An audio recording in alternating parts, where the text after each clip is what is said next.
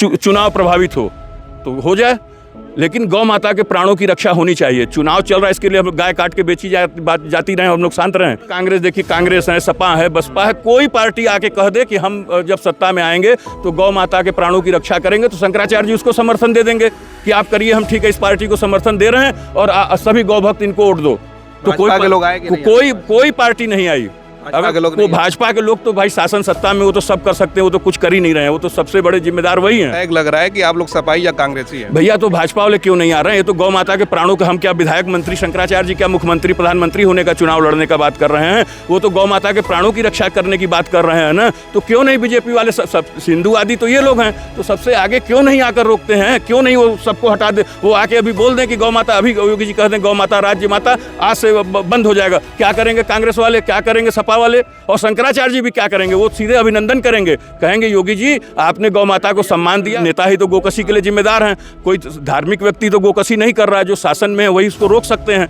तो वो डरे हुए हैं, सरकार डरी हुई है, वो चाहती कि शंकराचार्य जी जो सच्चाई है वो जनता को न बताएं, इसीलिए तमाम तरह का प्रतिबंध लगाया जाए। शर्त जो है ये दैत्यों का पुराना तरीका रहा, जैसे हरिहरना कश्यप ने शर्त रख दिया भगवान के सामने कि दिन में न मरे, रात में न मरे, घर में न मरे, बाहर न मरे, इंसान से न मरे, पशु से न मरे, तमाम शर्तें रख दिया। वही अब इस समय परिलक्षित हो रहा है, क्योंकि यहाँ पे भगवान शंकराचार्य का कोई और मांग नहीं है। वो मात्र इतनी बात कह रहे हैं कि गौ माता के प्राणों की रक्षा की जाए और जो भी गोकसी देश के अंदर हो रहा है वो बंद किया जाए। और जब तक भारत भूमि से गौ हत्या का कलंक भारत से नहीं मिट जाता तब तक अब हम लोग रुकने वाले नहीं हैं।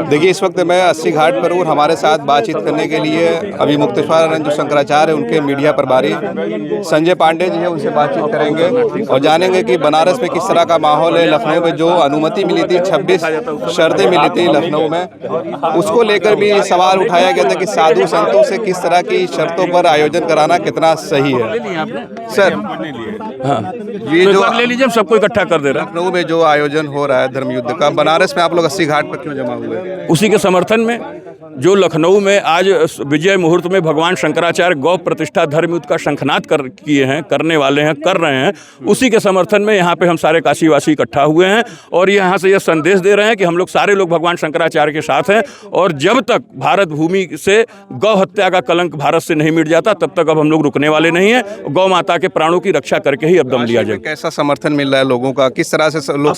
ये काशी तो धर्म की नगरी है, ये काशी जो है विश्व की धर्म का प्रतिनिधित्व करने वाली नगरी है।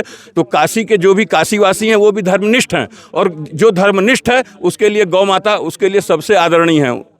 हमारे सनातन धर्म की प्राण है, तो उनके रक्षा के लिए स्वाभाविक काशी का जन जन शंकराचार्य जी के अभियान से जुड़ा हुआ है। जो आयोजन हो रहा है उसको लेकर 26 शर्तें दी गई थी और कहा जा रहा है कि इतनी मतलब जो साधु संतों का आयोजन है इस तरह की कड़ी शर्तें देना कितना उचित था? उसमें ये सबसे बड़ी बात थी कि पुलिस बल जो होंगे उसका खर्चा भी आप ही। हाँ जी, इसका भी प्रतिक्रिया एक प्रश्न ने किया था भगवान शंकराचार्य से लखनऊ में इस संदर्भ में, और पुलिस को तो पैसा जमा कर दिया गया है। उन्होंने कहा था कि शर्त जो है ये दैत्यों का पुराना तरीका रहा, जैसे हरिहरना कश्यप ने शर्त रख दिया भगवान के सामने कि दिन में न मरे, रात में न मरे, घर में न मरे, बाहर न मरे, इंसान से न मरे, पशु से न मरे, तमाम शर्तें रख दिया। वही अब इस समय परिलक्षित हो रहा है, क्योंकि यहाँ पे भगवान शंकराचार्य का कोई और मांग नहीं है।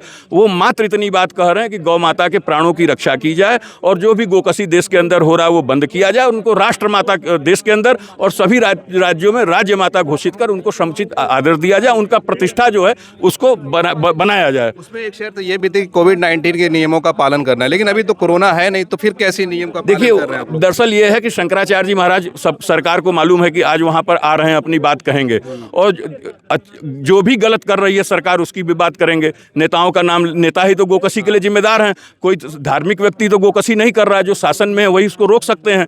तो वो डरे हुए हैं, सरकार डरी हुई है, वो चाहती कि शंकराचार्य जी जो सच्चाई है वो जनता को न बताएं, इसीलिए तमाम तरह का प्रतिबंध लगाया जा रहा है। मांगे कि राष्ट्रमाता घोषित किया जाए। पिछले दिनों जो है केशव प्रसाद मौर्य आए थे, वो तो ऑलरेडी लोग राष्ट्रमाता कहते ही हैं। तो ये बताइए, केशव प्रसाद मौर्य जी जो हैं वो भी तो मनुष्य हैं, उनको फिर क्या जरूरत है डिप्टी उप मुख्यमंत्री का पद लेने का? क्या आवश्यकता है? वो तो ऐसे भी उनको सम्मान मिलेगा। इसलिए आवश्यकता है कि जब उप मुख्यमंत्री का उनको पद मिल गया तो उनको सभी व्यवस्था प्रोटोकॉल आदर मिला है। उसी प्रकार गौ माता को भी जब वो राष्ट्रमाता घोषित हो जाएंगी, राजमाता घोषित हो जाएंगी तो उनका प्रोटोकॉल होगा, उनको आदर मिलेगा। जिस प्रकार राष्ट्र ध्वज को अपमान करने पर बहुत कठोर कठोर सजा हमारे संविधान में उसका प्रावधान है, उसी प्रकार जब गौ माता, राज्य माता और राष्ट्र माता घोषित होंगी तो वो प्रावधान बनेंगे। कोई अगर गोकशी करेगा तो उसको कठोर दंड दिया जाएगा। एक सवाल लोग ये भी खड़ा कर रहे हैं कि बिहार में भी आपका पूरा आंदोलन गाय को लेकर चुनाव के वक्त रहा, यूपी में चुनाव होने वाला, इस वजह से यहाँ पे भी आंदोलन आप लोग कर रहे हैं ताकि चुनाव प्रभावित हो। भाई चुनाव प्रभावित हो तो हो जाए, लेकिन गौ माता के प्राणों की रक्षा होनी चाहिए। चुनाव चल रहा है, इसके लिए हम गाय काट के बेची जाती रहें, हम लोग शांत रहें? शंकराचार्य जी महाराज स्पष्ट कहे हैं और ये भी कहे हैं। अभी जैसे कांग्रेस, देखिए कांग्रेस है, सपा है, बसपा है, कोई पार्टी आके कह दे कि हम जब सत्ता में आएंगे तो गौ माता के प्राणों की रक्षा करेंगे, तो शंकराचार्य जी उसको समर्थन दे देंगे कि आप करिए, हम ठीक है इस पार्टी को समर्थन दे रहे हैं और सभी गौ भक्त इनको वोट दो। तो कोई पार्टी नहीं आई। अगर वो भाजपा के लोग तो भाई शासन सत्ता में वो तो सब कर सकते हैं, वो तो कुछ कर ही नहीं रहे हैं, वो तो सबसे बड़े जिम्मेदार वही हैं।